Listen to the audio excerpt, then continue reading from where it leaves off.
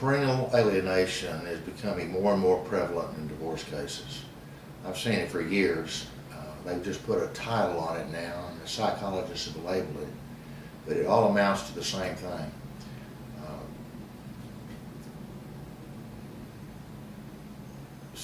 One spouse will make an effort to alienate the children from the other spouse.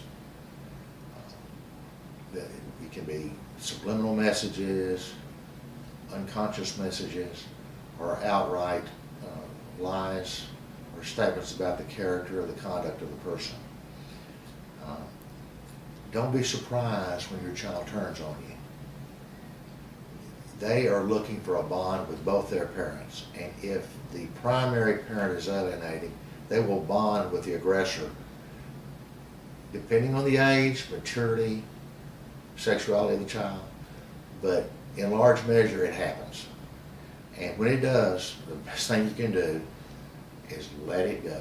If you alienate right back, you're going to create permanent scars, and they're very difficult to overcome over the years. Keep an even temper. Don't address the issues. Don't try to justify the issues, but document what's occurring for the court. Whether it's a telephone call, a hate message, on a text message, a hate email, a hate written letter, or an oral conversation on the telephone, tape it, record it, and keep it. If you're being deprived of your visitation, or your access, or your possession of your child, take somebody with you. Take a witness, so the court will know that you appeared, and this alienation process is resulting in your not having a right to your child. Over the years, it'll come back to haunt the alienator. Children are very smart. They're very shrewd. And even if they identify with the aggressor, even if they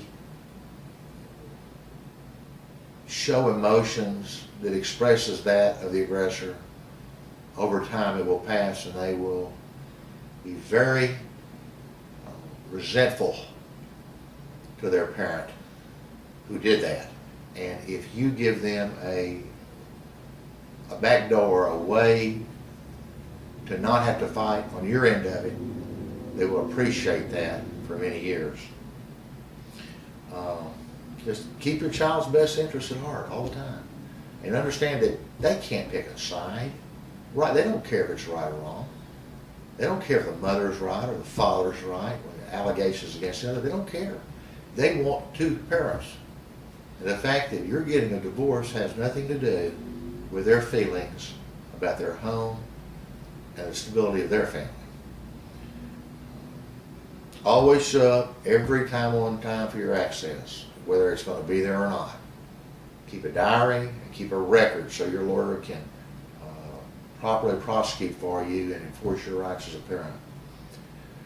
Never ever talk about the other parent. I don't care how enticing it is or how much you feel you need to defend your position. There is no defense to alienation, because there will just be an ongoing series of further lies, and it just embroils the children. The biggest heartache, the biggest evil in the world is to involve children in a divorce. They have their own issues, their own hormones, their own peer group pressure, their own testing to get into schools. They don't have the time or the need to deal with that issue.